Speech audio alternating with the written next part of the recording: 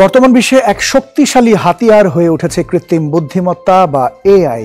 এতদিন আমেরিকা ভিত্তিক প্রতিষ্ঠান ওপেন এআই এর চ্যাট জিপিটি ছিল আলোচনায়, কিন্তু এবার চীনের একটি ছোট স্টার্টআপ ডিপসিকের তৈরি হওয়ার নতুন এআই মডেল ডিপসিক R1 সারা দুনিয়ায় হইচই ফেলে দিয়েছে। মাত্র এক সপ্তাহ আগে চালু হওয়া এই সিস্টেম ইতিমধ্যে অ্যাপ ডাউনলোডের শীর্ষ তালিকায় তাদের জায়গা করে নিয়েছে। এতে ধস নেমেছে আমেরিকার স্টক মার্কেটে। এদিকে চীনে ডিপসিক R1 ছাড়াও বের হচ্ছে একের পর এক নতুন এআই মডেল। প্রযুক্তি দুনিয়ার এই সকল বিষয় নিয়ে আজকে আমরা আলোচনা করতে চাই, তাই আজকে আমরা বিষয় নির্ধারণ করেছি এআই প্রতিযোগিতা, কল্পনা ও বাস্তবতা। এই বিষয়টি নিয়ে আলোচনা করার জন্য সম্মানিত অতিথি হিসেবে তিনজন অতিথি আমার সাথে যুক্ত রয়েছেন। আমি পরিচয় করে দিতে চাই শুরুতেই। স্টুডিওতে রয়েছেন লার্ন উইথ রাব্বিলের ফাউন্ডার রাব্বিল হাসান, এবং অনলাইনে যুক্ত রয়েছেন প্রোগ্রামিং হিরোর সিইও ঝঙ্কার মাহবুব, এবং রয়েছেন ইমপ্লেভিস্তার ব্যবস্থাপনা পরিচালক SM রবিউল ইসলাম। আপনাদের তিনজনকে অনেক ধন্যবাদ, আপনারা আমাদের কষ্ট করে সময় দিয়েছেন। আশা করি আপনারা আমার ভূমিকাটা আপনারা শুনতে পেয়েছেন। আমি শুরুটা করতে চাই রাব্বিল হাসান আপনাকে দিয়েই, এবং বলা হচ্ছে যে এআই নাকি এআই ইন্ডাস্ট্রির খেলা নাকি কেবল শুরু হলো। তো আমরা যে প্রশ্নটা রাখলাম, যে বিষয়টা নির্ধারণ করেছি এআই প্রতিযোগিতা, কল্পনা নাকি বাস্তবতা, এবং এই জায়গাটা আসলে এই খেলা বা এই যুদ্ধে লাভটা আসলে কার? এখানে রিসেন্টলি আমরা ডিপসিকের সাথে ওপেন এআই যে যুদ্ধটা দেখতে পাচ্ছি, এই যুদ্ধতে আসলে বলতে গেলে আমরা যারা প্রোগ্রামার আছি, ডেভেলপার আছি, সেখান থেকে শুরু করে যারা বিজনেসম্যান তাদের থেকে শুরু করে পুরো আমাদের যে সফটওয়্যার ইন্ডাস্ট্রি পুরোটাই এখান থেকে লাভবান। এবং ওপেন এআই এতদিন পর্যন্ত জাস্ট একটা একচ্ছত্র অধিপত্যের মতো বলতে গেলে ছিল। আর ওপেন এআই এর অনেক মডেল ছিল যেগুলো আমরা চাইলেও ব্যবহার করতে পারতাম না, লাইক ব্যাংকিং, ফিনান্সিয়াল বা সরকারি বেসরকারি অনেক গুরুত্বপূর্ণ তথ্য রয়েছে যেগুলো আমাদের যে সাইবার আইন, এই আইন অনুসারে থার্ড পার্টি কোনো ক্লাউডে পুশ করা নিষেধ। তো সেক্ষেত্রে এই ডিপসিক যেটা আসলো আমাদের চাইনিজ যে মডেলগুলো, এই মডেলগুলো আশা করি যে এই জায়গায় একটা গেম চেঞ্জিং ভূমিকা পালন করতেছে। কেননা ডিপসিক অলরেডি তাদের যেই হাই কম্পিটিশন ক্ষমতা সম্পন্ন যে মডেলগুলো রয়েছে সেগুলো অলরেডি ওপেন সোর্স করে দিয়েছে। এবং ওপেন এআই এর যেখানে প্রবলেম ছিল যে সেখানে কোনো কিছু সেলফ হোস্টেড হতো না, থার্ড পার্টি ক্লাউডে গিয়ে কাজ করতো, ডিপসিক কিন্তু তার মডেলগুলোকে আমাদেরকে সেলফ হোস্টিংয়ের সুবিধা দিচ্ছে। সেই সাথে এর যে অপারেটিং কস্ট, সেই অপারেটিং কস্টও অনেক কম। আর এই জায়গায় আমি বলবো ওপেন এআই যেরকম একটা জেনারিক মডেলের দিকে গেছে 4 কিংবা 4o নিয়ে, ডিপসিক কিন্তু এ ধরনের জেনারেলাইজড মডেলের দিকে না গিয়ে বরং স্পেশালাইজড মডেলের দিকে আসছে। তো যখনই একটা মডেল সিস্টেম এআই এর একটা স্পেশালাইজড সিস্টেমের দিকে আসতেছে, তখন আমার অ্যাকচুয়ালি যতটুকু দরকার আমি ততটুকুই ব্যবহার করব। আর ডিপসিকের মজার বিষয় হচ্ছে, ওকে যখন আপনি কোনো টাস্ক করতে দেবেন, ও স্পেসিফিকভাবে ওই টাস্কের জন্য ওই মডেলের যতটুকু অংশ দরকার ততটুকুকেই লোড করে, ততটুকুকেই রান করে। বাট সে পুরো মডেলটা নিয়ে কিন্তু বারবার রিনারের জায়গায় যায় না। দ্যাটস ওয়াই হচ্ছে কি এখানে আমাদের যে অপারেটিং কস্ট, এই অপারেটিং কস্ট ডিপসিকে অনেক বেশি কম। এবং এই জায়গায় আমরা যদি একটু গ্রিন টেকনোলজির সাথে ডিপসিককে তুলনা করি, আমার মনে হয় এখানে ভুল হবে না। কেননা এই ডিপসিক যে মিক্সার অফ এক্সপার্ট, যেটাকে আমরা মো মডেল বলি, মো সিস্টেমে কাজ করে, এই সিস্টেমে হচ্ছে কি আমাদের যে কম্পিউটেশনাল পাওয়ার সেটা রিডিউস হয়ে আসতেছে। কম্পিউটেশনাল পাওয়ার রিডিউস হয়ে যাওয়ার কারণে আমাদের এনার্জি কস্ট কিন্তু কম হচ্ছে। এতে করে হচ্ছে কি আমাদের যেই ডেটা সেন্টার, সার্ভার, পিসি যাই বলি না কেন, সেখানে আমাদের ইনফ্রাস্ট্রাকচারের যেই হেভি লোড, এই লোড কমে আসার জন্য কিন্তু খেয়াল করে দেখেন এখানে আমাদের কার্বন ইমিশনও কমে আসতেছে। সো ডিপসিককে যদি আমরা একটা গ্রিন টেকনোলজির সাথে তুলনা করি, আই থিঙ্ক ভুল হবে না। এবং আমি মনে করি এই যে নতুন লড়াইটা তৈরি হয়েছে, এটা শুধুমাত্র যে টেকনোলজির সাথে টেকনোলজির লড়াই তা নয়, এখানে আর্টিফিশিয়াল ইন্টেলিজেন্সের যুগে এই ডিপসিক আমাদেরকে আসলে একটা গ্রিন টেকনোলজির মধ্যে নিয়ে যাচ্ছে। আপনার সাথে এর আগে আমার যতদূর মনে পড়ে মাস দুয়েক আগে আরেকটা বিষয় নিয়ে আলাপ হচ্ছিল, 4o যখন লঞ্চ হয়। তো 4o এবং এখন যে ডিপসিকের R1 মডেলটা, এর মধ্যে বেসিক পার্থক্যগুলো আসলে কি? এর মধ্যে বেসিক পার্থক্য যদি আমি বলি, তাহলে R1 যেটা, এটাকে আপনি চাইলে অফলাইনেও ব্যবহার করতে পারেন, কিন্তু 4o-কে কিন্তু আপনি অফলাইনে ব্যবহার করতে পারছেন না। 4o-কে ব্যবহার করার জন্য আপনাকে ওপেন এআইকে এপিআই চার্জ দিতে হচ্ছে। বাট যেটা R1 ডিপসিকের, এটাকে আপনি চাইলে আপনার মেশিনে ইনস্টল করে, আপনার প্রাইভেসি প্রোটেক্ট করে, আপনি আপনার মতো করে সেটাকে ইউজ করতে পারতেছেন। সো দ্যাটস ওয়াই যারা স্টার্টআপ কোম্পানি রয়েছে, বা যদি আমি আমার স্ক্রিনটা যদি এখানে শেয়ার দিই, নিশ্চয়ই স্ক্রিন শেয়ার দিয়ে যদি আমি জিনিসটাকে এক্সপ্লেইন করি, আই থিঙ্ক এই জিনিসটা আরও বেশি বেটার হবে। Just I am going to share my screen.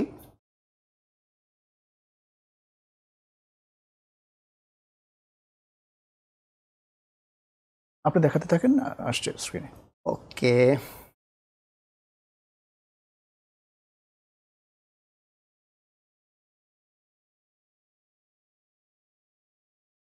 Well fine. এখানে আমরা দেখতে পাচ্ছি যে শুরুতেই এখানে অপারেটিং কস্টের যে বিষয়টা, যেটা হচ্ছে আমাদের R1 মডেল, এই R1 মডেলে আপনি যদি একটা টেন্টেটিভ একটা ক্যালকুলেশন করেন যে এই মডেলটাকে ঠিকঠাক চালাতে গেলে আপনার এককালীন কীরকম হার্ডওয়্যার কস্ট আসতে পারে, তো অ্যারাউন্ড $4,000 এখানে আসতে পারে। বাট আপনি একই কাজ যদি ওপেন এআই এর যে 4O কিংবা 4 মডেল আছে সেটা ব্যবহার করে করতে চান, তাহলে আপনার কিন্তু শুধুমাত্র বাৎসরিক $10,000 মতো একটা কস্ট আসবে, যেখানে হচ্ছে কি ডিপসিকের R1 মডেল শুধুমাত্র এই যে একটা কাজ, সেই একটা কাজেই আমাদের যে ব্যয়, সেই ব্যয়ের 60% অ্যারাউন্ড সেটা কমিয়ে ফেলছে।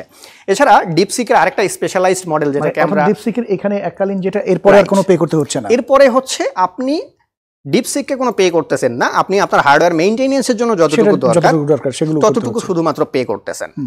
আর আমরা যদি ডিপসিকের কোডার, যেটা আরেকটা মডেল, এটার ক্ষেত্রে আসি, এখানে এককালীন যদি আপনি এটা ইনফ্রাস্ট্রাকচার কস্টের বলেন অ্যারাউন্ড $3,000 ইনফ্রাস্ট্রাকচার কস্ট হবে। ওই পরিমাণ সেবা যদি আপনি ওপেন এআই এর কাছ থেকে নিতে চান, তাহলে অ্যারাউন্ড আপনার $10,000 খরচ হয়ে যাবে।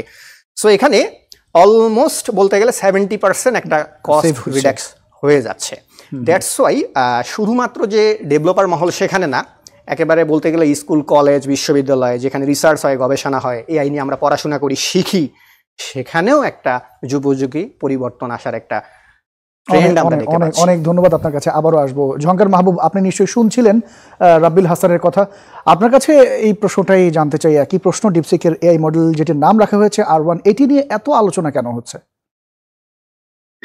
তার তিনটা কারণই হচ্ছে, রাবিল ভাই খুব সহজভাবে বলে দিচ্ছে, যেটা হচ্ছে আমাদের ইন্টারনাল কাজগুলোতে যখন আমরা করতে চাই, ইভেন আমাদের অনেক প্রোপাইটারি জিনিস থাকে, ব্যাংক হোক বা যে কোনো একটা প্রতিষ্ঠানের ক্ষেত্রে হোক, আমাদের মাসে মাসে আমাদের যে বিলগুলো দিতে হয় সেটাও সিগনিফিকেন্টলি কমে আসবে। এর পাশাপাশি আমরা আমাদের মতো করে মডেলটাকে টুইক করতে পারবো, যেটা আমাদের হয়তো ওপেন এআই এর ক্ষেত্রে ওদের প্রোপাইটারি থাকার কারণে আমরা একটা মডেল ট্রেন করলাম, পরবর্তী হয়তো একটা ভার্সন আপগ্রেড হলো, আমাদের একটা ফুল সিস্টেমটাকে আবার চেঞ্জ করা লাগে। শুধুমাত্র হয়তো ওরা টোকেন চেঞ্জ করছে বা এফিসিয়েন্সি চেঞ্জ করছে, তো এটার ডিপেন্ডেন্সিটা অনেক বেশি ওদের উপর থাকতো আমাদের।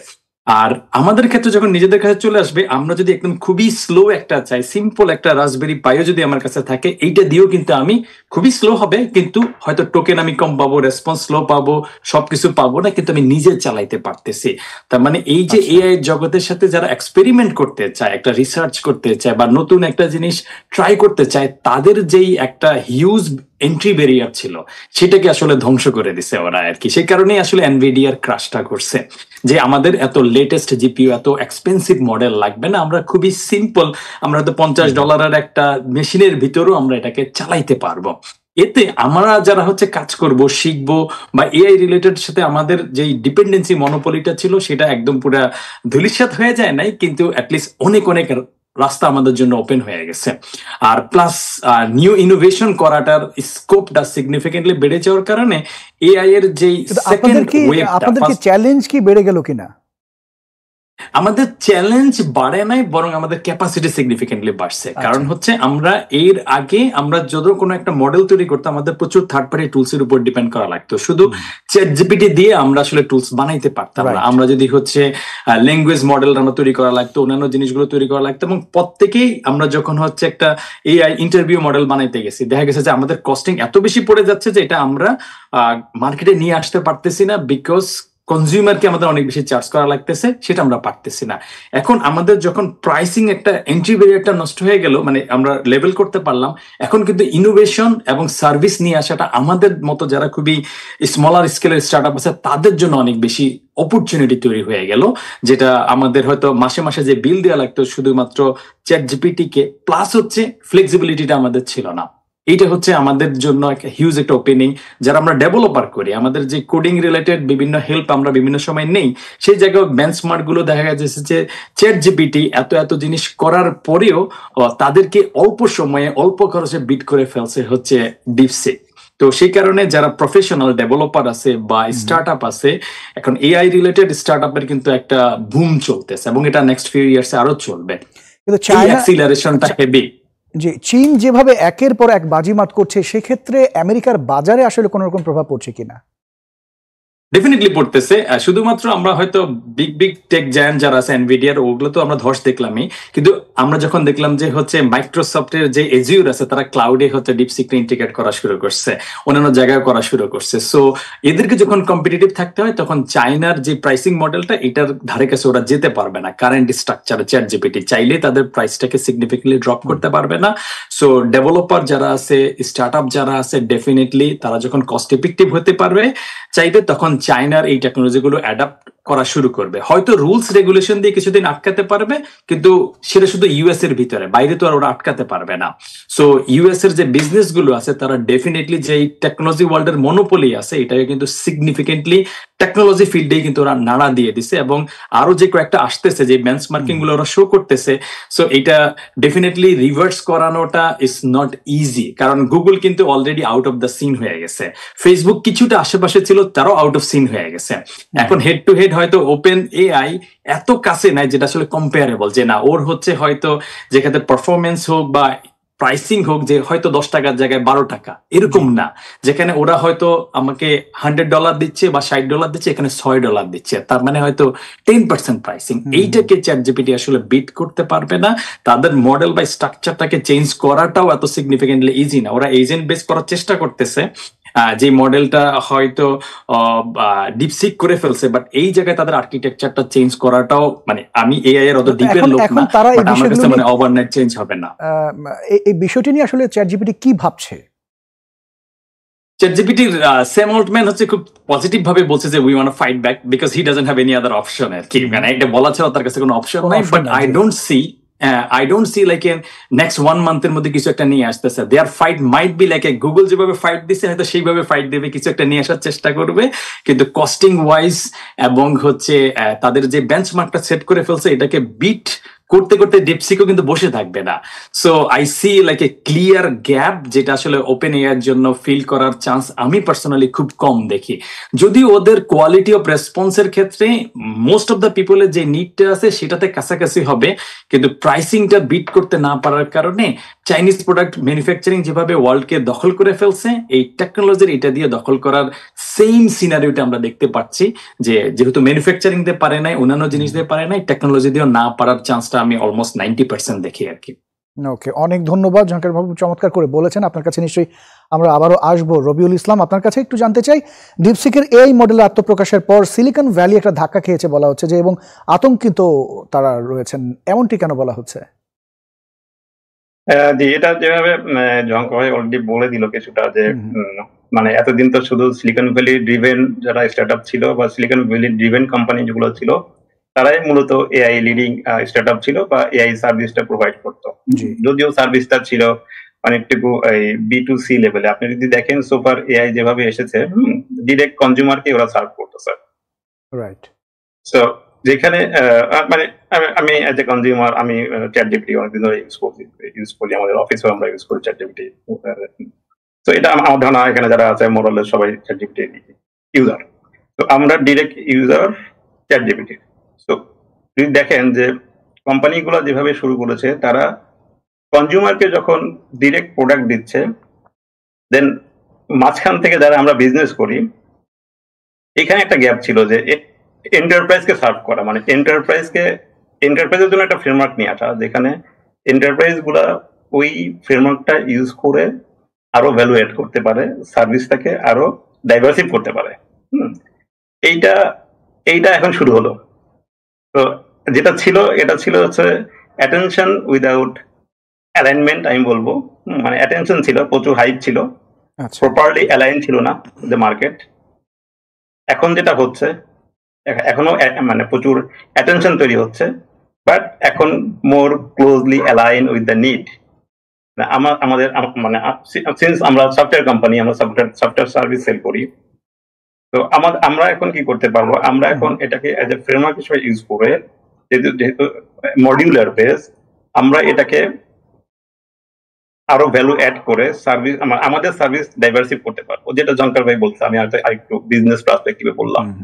তো এইখানে কিন্তু একটা ভয়ের বা শঙ্কা অবশ্যই আছে, যে একে তো মানে ইউএসএ চায়না এরা ওয়ার্ল্ড ইকোনমিতে ফাইটার বা আমার কম্পিটিটর অনেকদিন ধরে অনেকভাবেই ছিল। এআই তে যখন একচ্ছত্রভাবে ছিল ইউএসএ, তো এখন চায়না যেভাবে তাদের আত্মপ্রকাশ করলো এবং পাইপলাইনে যেগুলো আরো আছে, তারা হয়তো ডিপসিকই একমাত্র নাম, আরো প্লেয়ার আসছে, চলে এসেছে, আসতেছে। তো অলটুগেদার এটা একটা ডিসরাপ্ট করতে যাচ্ছে আর কি এই ইন্ডাস্ট্রিকে। এবং আমরা যদি রবিউল ইসলাম আমরা যদি শুধু প্রাইজিং এর জায়গাটা বাদ দিয়ে যদি শক্তিমত্তার জায়গাটা যদি বিবেচনা করি, সেক্ষেত্রে আপনার কাছে কোনটা বেটার মনে হয়, চ্যাট জিপিটির এই জায়গায় নাকি আমরা R1 কে দেখবো? দেখুন, R1 এর প্রথমত দেখতে হবে যে শক্তি শুরুটা এরা মাত্র আত্মপ্রকাশ করছে খুবই রিসেন্ট। কিন্তু এদের যে ক্যাপাবিলিটি, ওইটা হচ্ছে দেখতে হবে যে এদের ক্যাপাবিলিটিটা কোথায়। যেটা হচ্ছে আব্দুল ভাই এবং জাঙ্কার ভাই যেটা বললো, যে এদের যে ক্যাপাবিলিটি, আপনি যে এটাকে ওপেন সোর্স, হ্যাঁ, এটা একটা বড় জিনিস। ওপেন এআই বা আলটিমেটলি ক্লোজ, ডিপসিক, এরা হচ্ছে ওপেন সোর্স।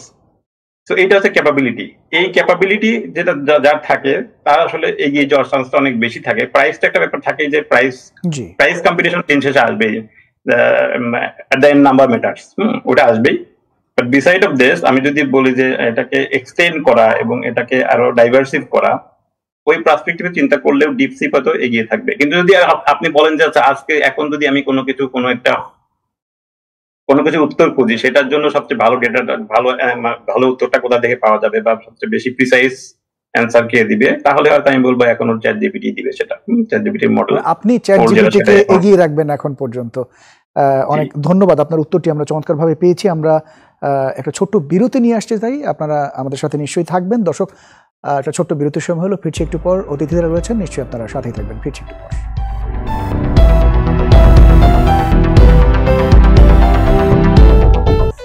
বিরতির পর আরেকবার স্বাগত ইস্পাহানি মির্জাপুর চা নিবেদিত মুক্ত কণ্ঠে। সাথে রয়েছি মোহাম্মদ ইমতিয়াজ, অতিথি রয়েছেন রাব্বিল হাসান, লার্ন উইথ রাব্বিল এর ফাউন্ডার, রয়েছেন প্রোগ্রামিং হিরোর সিইও ঝঙ্কার মাহবুব, এবং রয়েছেন ইমপ্লেভিস্তার ব্যবস্থাপনা পরিচালক SM রবিউল ইসলাম। আপনার তিনজনকে আরও একবার ধন্যবাদ। আমরা রাব্বিল হাসান, আপনার কাছে এই মুহূর্তে আসতে চাই। ডিপসিকের বিষয়ে আমরা বলছিলাম, এটার ব্যবহার ক্ষেত্রটা একটু জানতে চাই, পাশাপাশি যে এটার ডিপসিকের স্ট্রং পয়েন্টগুলো আসলে কি, এবং হঠাৎ করে এসে ওপেন এআইকে চ্যালেঞ্জ করে তাদের কি মানে শক্তিমত্তা, এই বিষয়গুলো একটু জানতে চাই। বা আপনি যদি প্রেজেন্টেশনও দেখাতে চান সেটাও পারেন। ডেফিনেটলি আমরা আমাদের যে প্রেজেন্টেশন আছে সেই প্রেজেন্টেশনে চলে যাই। ডিপসিকের মেইন যে ব্যবহার ক্ষেত্রগুলো এখন নতুনভাবে উন্মোচিত হলো, যেটা অ্যাকচুয়ালি আমাদের এই এআই ইন্ডাস্ট্রিতে আগে শক্তিশালী কোনো পর্যায়ে ছিল না।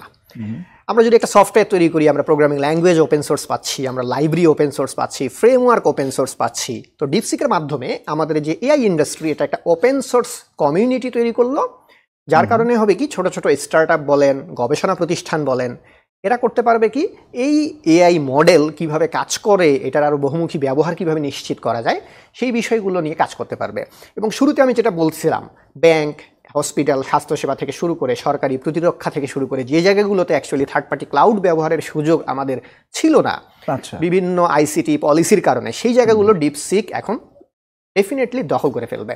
আর যেহেতু DeepSeek self hosted, that's why ছোট ছোট স্টার্ট আপ যারা রয়েছে, যারা ছোট ছোট চ্যাটবট তৈরি করতে যায়, ছোট ছোট অটোমেশন কোম্পানি যেগুলো রয়েছে, এরা আর এই চ্যাট জিপিটির যে 4o কিংবা তার থেকেও যেগুলো কস্টলি মডেল কিংবা যেগুলো ক্লাউড, সেগুলোর দিকে আসলে যাওয়ার প্রয়োজন হবে না।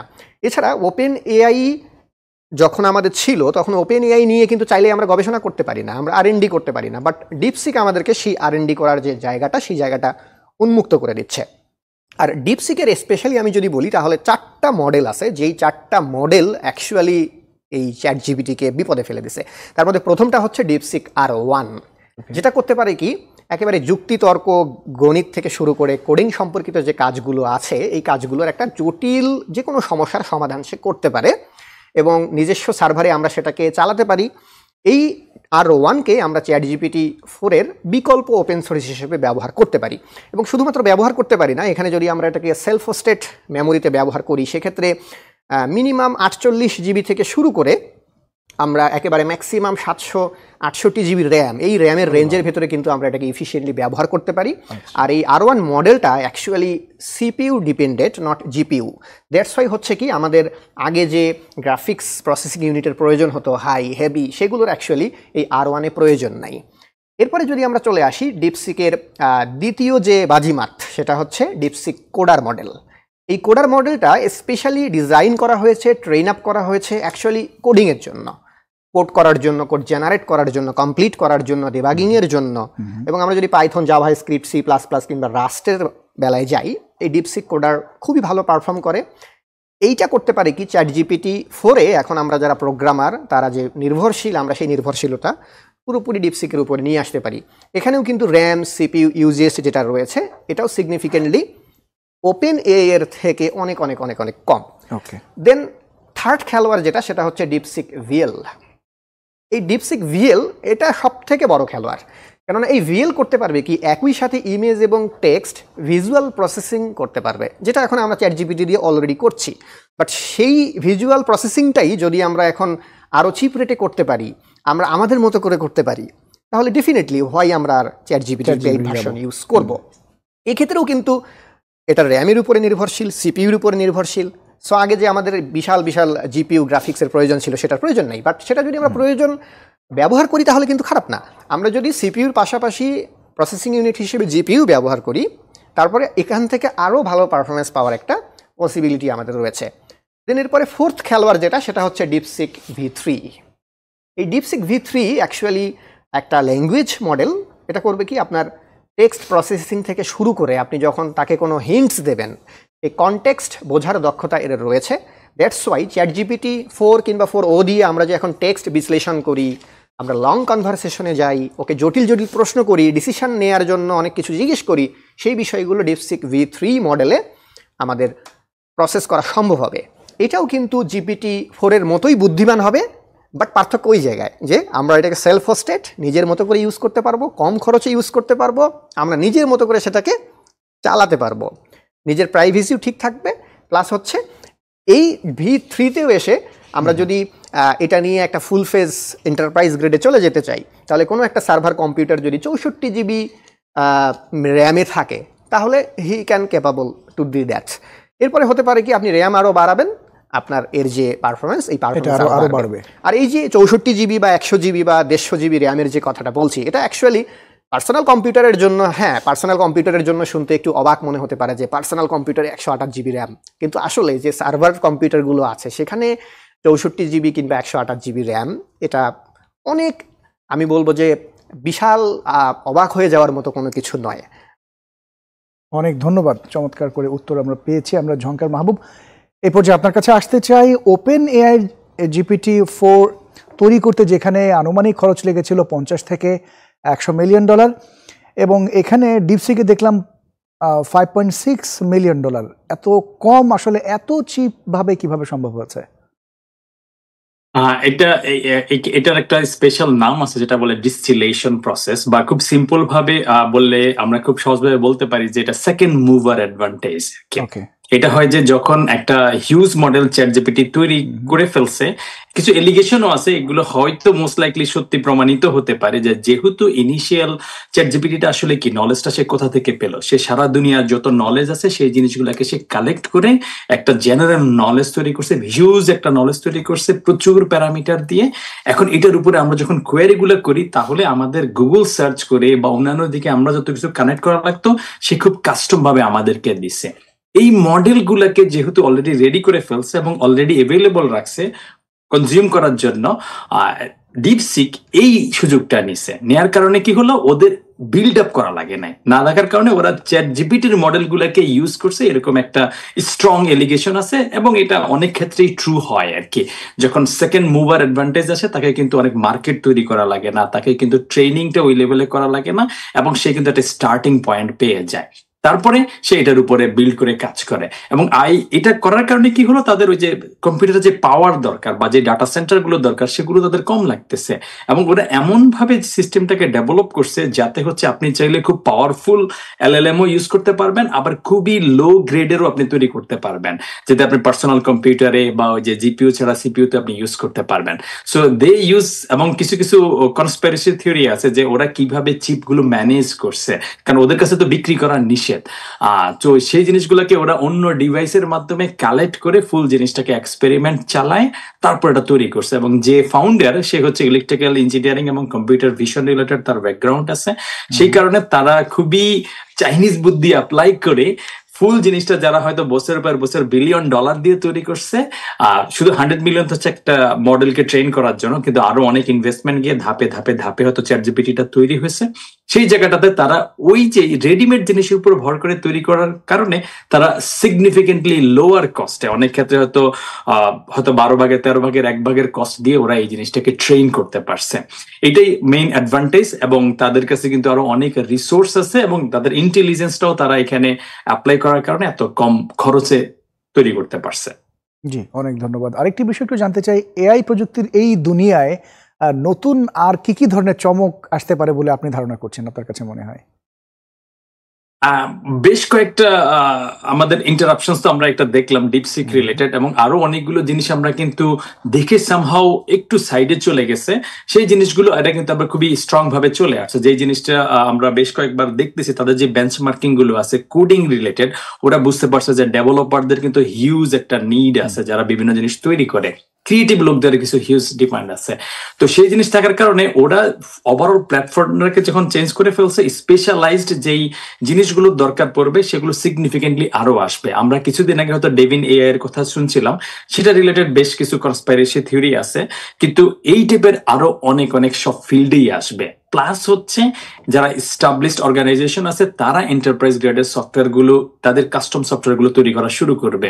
সো এআই আসলে খুবই আর্লি স্টেজে আছে in terms of like a customer অ্যাডাপ্টেশনের।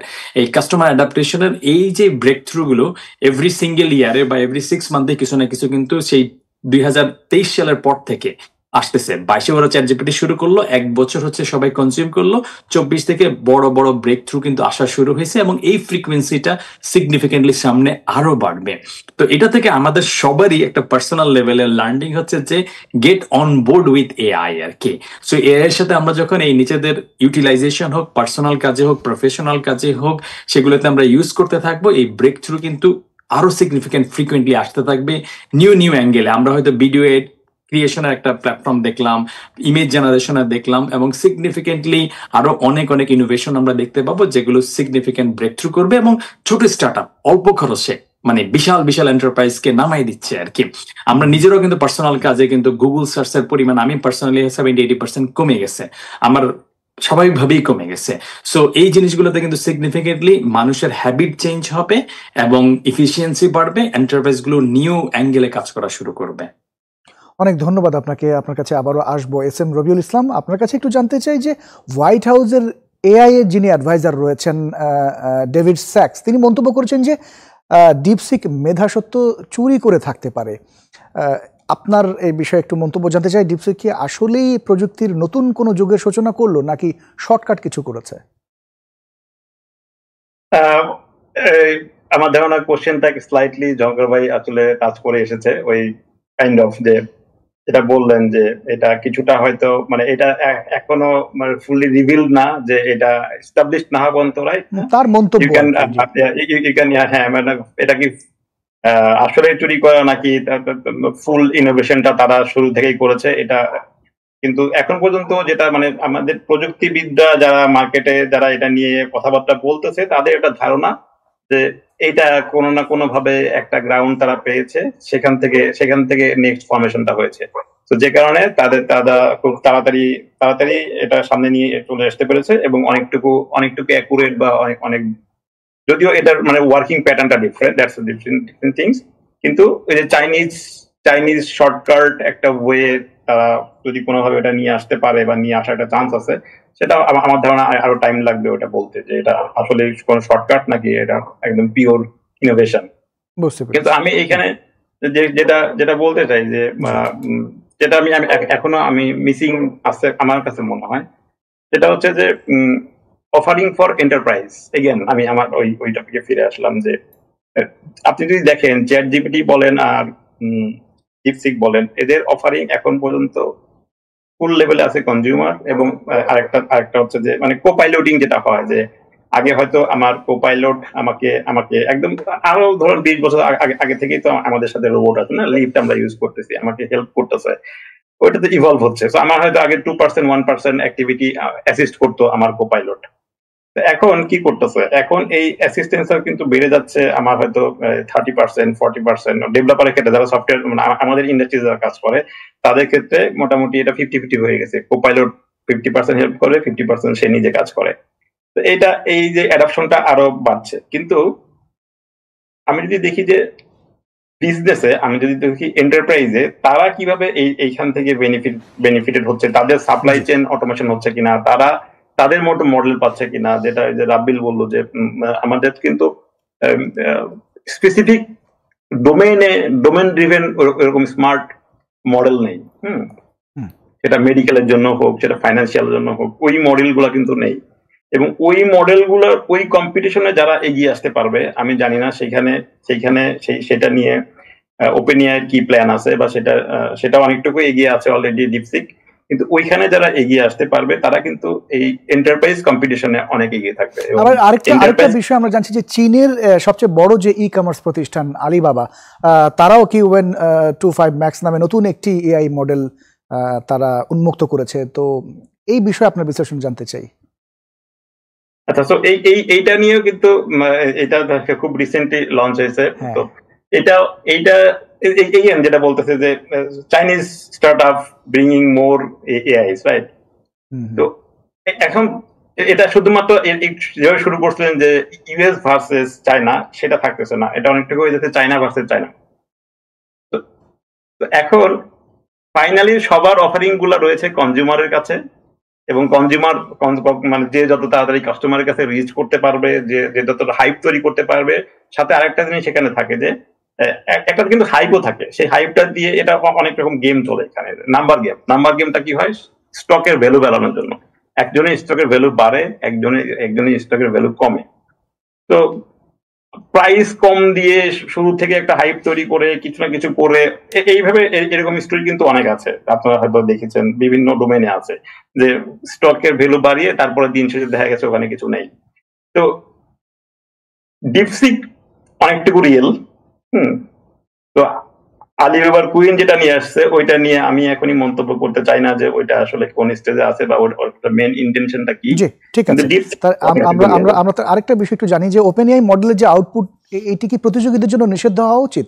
আপনার কাছে কি তাই মনে হয়, নাকি এইভাবেই এআই ডেভেলপমেন্টের অগ্রযাত্রা চলতে থাকবে?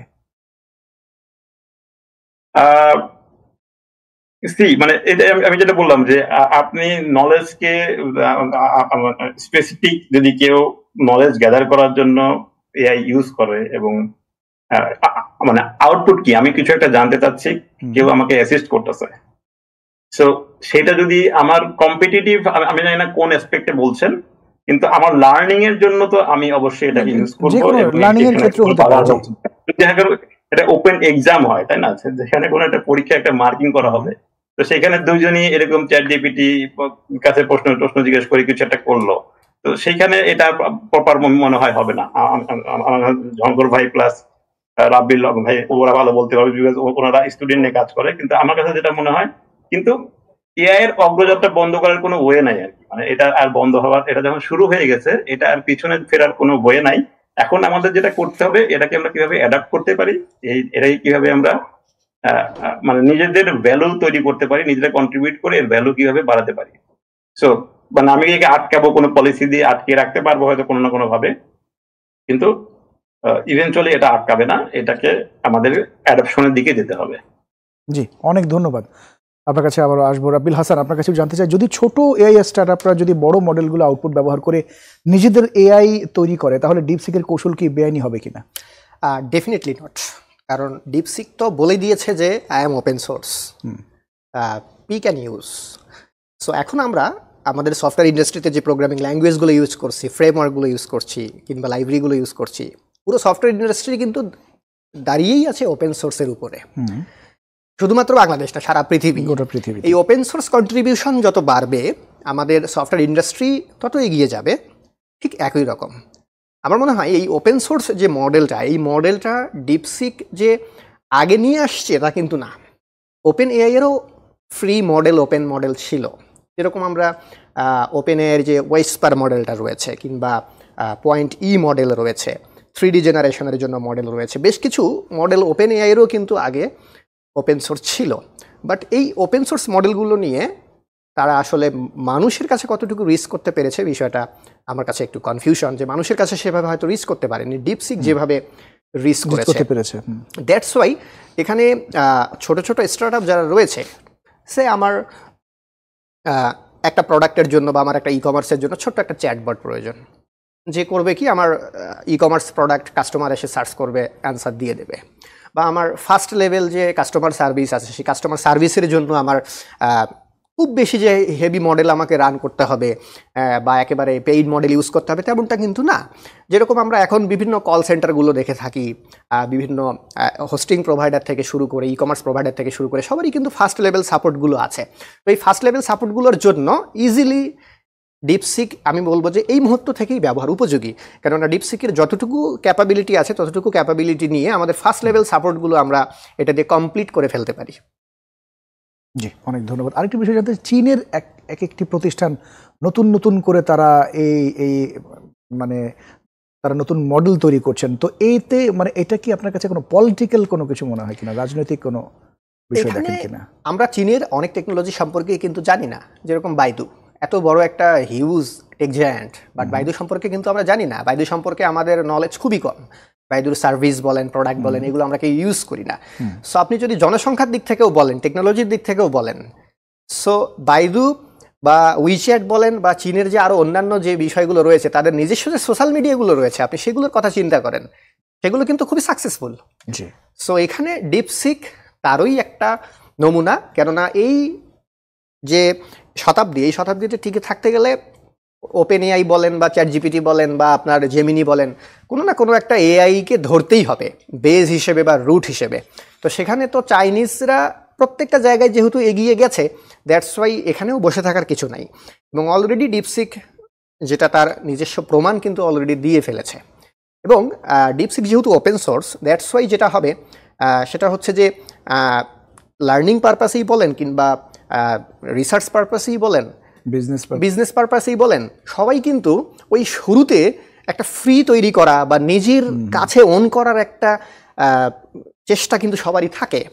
সো যদি এমনও হয় যে না, সে হয়তো বা জানে যে ডিপসিক দিয়ে হবে না, তারপরেও যে কোনো এন্টারপ্রাইজ প্রতিষ্ঠান শুরুতে চেষ্টা করবে যে ডিপসিক দিয়ে তার যে নেসেসিটি আছে সেটা সে ফুলফিল করতে পারে কি না।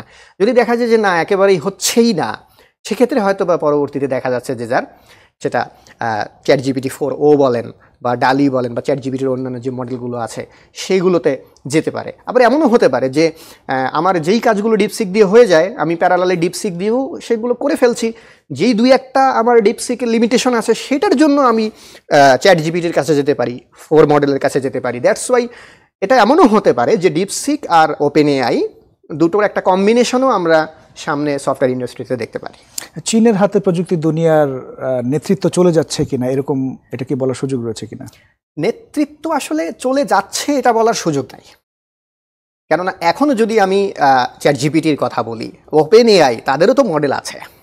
তাদের যদি আমরা একেবারে সেই জিপিটি 2 থেকে শুরু করে, জিপিটি 2 এর পরে 3 আসছে, 4 আসছে, তাদের ডালি আছে, রিসেন্টলি সোরা আছে। তো সোরা মডেলের কথাই যদি আমরা বলি, আমি এর আগের অনুষ্ঠানেও সোরা মডেল নিয়ে সম্ভবত আলোচনা করেছিলাম। তখনও কিন্তু সোরা মডেল ছিল একটা ইমাজিনেশন, এবং সেই ইমাজিনেশন কিন্তু এখন রিয়েল। এখন সোরা দিয়ে আপনি জাস্ট ওপেন এআই এর যে $20 মান্থলি প্যাকেজটা আছে সেটা ব্যবহার করে সোরা দিয়ে কিন্তু আপনি 10 সেকেন্ড 12 সেকেন্ডের ভিডিও তৈরি করে ফেলতে পারেন। এবং লং ভিডিও তৈরি করার ক্ষেত্রে কিন্তু তাদের আরও প্যাকেজ রয়েছে। সো ডিপসিক এখনও কিছু কিছু জায়গায় পিছিয়ে আছে। সেটা যদি আমি বলি ভিডিও জেনারেশনের ক্ষেত্রে হতে পারে, সেটা যদি আমি বলি সুপারভাইজড লার্নিং, যেরকম ওপেন এআই তাদের যে মডেলগুলোকে ট্রেন করেছে এটা কিন্তু সুপারভাইজড লার্নিংয়ে ভুল হওয়ার সক্ষমতা বা ভুল হওয়ার যে চান্স, সেই চান্স কিন্তু অনেক কম। বাট যদি আমরা ডিপসিকে যাই, এটা কিন্তু রিইনফোর্সমেন্ট লার্নিং বলা হয় এটাকে।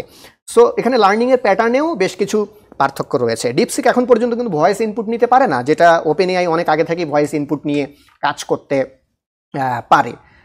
সো এই জায়গায় আমি বলবো যে একচ্ছত্র আধিপত্য নয় বা একচ্ছত্র রাজ্য নয়, বরং এই রাজ্যটা আরও বিস্তৃত হলো। অনেক ধন্যবাদ। আমরা ঝংকার মাহবুব, আপনার কাছে এবার একটু আসতে চাই। আপনি তো ইউএস এর বাজারগুলো মোটামুটি দেখছেন, কি ধরনের প্রভাব পড়ছে এবং বিশেষ করে এর বাইরের যে কান্ট্রিগুলোতে সেই জায়গাগুলোর কি অবস্থা দেখছেন একটু জানতে চাই। ইতিমধ্যে তো যুক্তরাষ্ট্র চীনের যে উন্নত সেমিকন্ডাক্টর রপ্তানির উপর একটা বিধিনিষেধ আরোপ করেছে, তারা চায়নাকে চাপে রাখতে চায়। হ্যাঁ, এটার ডেফিনেটলি মানে ওভারনাইটে ওয়ার্ল্ড সুইচ হয়ে যায় না। যারা যারা চ্যাট জিপিটি ইউজ করতেছে সবাই চ্যাট জিপিটিটাকে চেঞ্জ করে ডিপসিকে এখনই চলে যায় না, আমরা নিজেরাও যাই নাই, কিন্তু নড়ে চড়ে বসছে, সামথিং সিগনিফিকেন্ট এনাফ দেখতে পাইছে, ওয়ার্ল্ড সারা ওয়ার্ল্ডই দেখতে পাইছে। সেজন্য আমরা অ্যাপ স্টোর গুলোতে, আমি নিজেও ইনস্টল করে ইউজ করতেছি, লোকজন ইউজ করতেছে, মানে হ্যান্ডস অন কম্প্যারিজন চলতেছে ফিল্ড বাই ফিল্ড। এবং যারা বিভিন্ন ধরনের হচ্ছে টেকনোলজি ফিল্ডের লোকজন আছে, সেটা টুইটারে হোক ইউটিউবে হোক, তারা কিন্তু এই বেঞ্চমার্ক গুলো তাদের পার্সোনাল লাইফের বেঞ্চমার্ক গুলো করতেছে, আর কিছু স্পেশাল লোকজন তো করতেছে। সো বাজারগুলোতে হোক, পার্সোনাল লেভেলে হোক, অথবা এন্টারপ্রাইজ গুলোতে হোক, সবাই যারা যারা চ্যাট জিপিটির মডেল ইউজ করতো, পার্সোনাল পারপাসে হোক অথবা প্রফেশনাল কোনো টুলস এর ক্ষেত্রে হোক, তারা কিন্তু সবাই দুইটাকে সিরিয়াসলি কম্পেয়ার করতেছে। এবং যেই রিলায়েবিলিটি ফ্যাক্টরটা যখন ওরা হিট করবে তখনই ওরা সুইচ করবে। সো এই জিনিসটা আমার কাছে মনে হয় যে নেক্সট 1 or 2 মান্থসের মধ্যে এটা সিগনিফিকেন্ট সংখ্যক ইউএস এর বাইরের যে এন্টারপ্রাইজ গুলো আছে তারা ডেফিনেটলি চলে যাওয়ার চান্স আমি অনেক বেশি দেখি, কারণ এখনো পর্যন্ত খুব বেশি কনজিউমার পার্সপেক্টিভে আমরা ডিফারেন্সটা দেখতে পাই নাই। এখন ডেফিনেটলি এই যে টেকনোলজি ফিল্ড দিয়ে ইউএস ইকোনমির একটা বড় একটা অংশ চলে, সেটা আমরা গুগল, মাইক্রোসফট বা মেটা দিয়ে বা অন্যান্য উবার অনেক কিছু দিয়ে আমরা দেখতে পাই। সেই জায়গাটাতে চাইনিজ যে মার্কেটটা সেটা কিন্তু একটু একটু করে ঢুকতেছে। আমরা টিকটক কিন্তু ব্যান করেও ব্যান করতে পারে নাই, বিকজ ইটস টু লেট। এখন ব্যান করলে ইউএস ইকোনমি যে ই কমার্স গুলো চলতেছে, পার্সোনাল গুলো চলতেছে, কমিউনিকেশন চলতেছে, ইকোনমির উপর ডিরেক্ট ইম্প্যাক্ট আসবে বলে হয়তো ওরা রিভার্স করছে, বা আর অন্যান্য অনেক কারণ তো আছেই আর কি।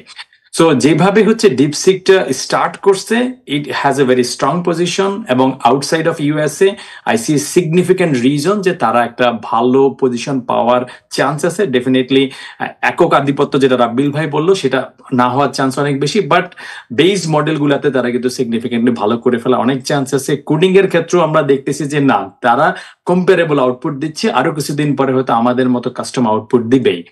আর ইউএস হয়তো তার নিজের লোকাল মার্কেটটাকে কন্ট্রোল করতে পারবে, বিকজ ডিপসিক এখন আর্লি স্টেজ এবং তারা এটার ব্যাপারে খুব শুরু থেকেই কশাস হচ্ছে, যেটা টিকটকের ক্ষেত্রে it became too late means হচ্ছে অনেক অনেক লেট পরে কিন্তু এটাকে রিভার্স করা যায় না।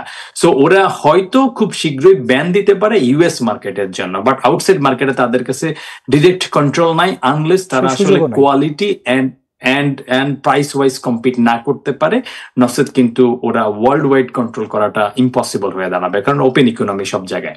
কিউএন সম্পর্কে কোনো মন্তব্য করতে চান? যেটা আলিবাবার বা জিনিস, ওটা আমি আসলে পার্সোনালি এক্সপ্লোর করার ইন্টারফেস বা আমি ইউজ করে দেখি নাই। সো এরকম আরো অনেক কিন্তু আছে এবং তৈরি হবে, যেমন হয়তো টুইটারের একটা আছে, তারপরে হচ্ছে মেটার আছে। তো এইটা হাইলাইটে কাউকে না কাউকে কোনো একটা অ্যাঙ্গেলে উঠতে হবে। সো ওটার হাইলাইটের অ্যাঙ্গেলটা আমি পুরোপুরি এখনো নিজেও এক্সপ্লোর করে দেখি নাই, বাট চায়নায় যেভাবে হচ্ছে এই এরিয়াটাতে ঢুকছে, সো নেক্সট ফিউ ইয়ার্সে সিগনিফিক্যান্ট ইনোভেশন ঘটবে, তার কিছু আমরা হয়তো সাইড অ্যাঙ্গেল গুলো দেখতে পাচ্ছি, এবং আরো অনেক অনেক স্পেশালাইজড এআই আসবে। This is just maybe one attempt. এটা বিগ কর্পোরেট গুলো এই কম্পিটিশনে হারতে চায় না বলে করতেছে, বাট উইনারটা আলটিমেটলি হয়তো স্টার্ট আপ গুলোই বেশি হওয়ার চান্স আমরা যেটা দেখতেছি এখন পর্যন্ত, যেটা গুগল পারতেছে না, মেটা স্ট্রাগল করে পারতেছে না, হয়তো টুইটার করার চেষ্টা করতেছে, মাইক্রোসফট তো হয়তো অন্যভাবে মার্কেটে আসার চেষ্টা করতেছে। সো স্টার্ট আপ গুলো যেভাবে করবে এস্টাবলিশ কোম্পানির জন্য হার্ডার। সেই হিসাবে আমি উইদাউট নোয়িং মাচ আলি বাবা বা জ্যাকমার কোম্পানির যেই এআইটা আছে সেটা সম্পর্কে না জেনে আমি বলতেছি যে ওটার চান্সেস একটু কম, এটা আমার একদম ওয়াইল্ড গেস।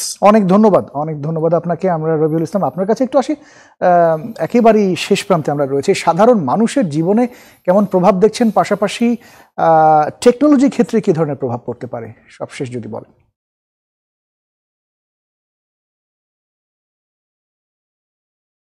একটু আনমিউট করতে হবে।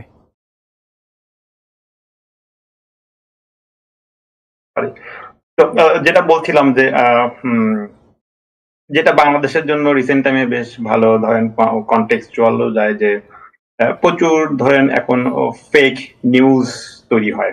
আপনাদের যেহেতু এটা নিউজ চ্যানেল, আপনারা এটা সাফার করেন, তো এইখানে দেখেন যে এই টাইপের এআই, মানে এআই এর খুব ভালো ইউজ কেস আছে, যেটা কিনা এআই হেল্প করে আপনাকে খুঁজে পেতে বা ইন্ডাস্ট্রিকে মানুষের কাছে নিউজটা দিতে যে এটা একটা ফেক নিউজ ছিল।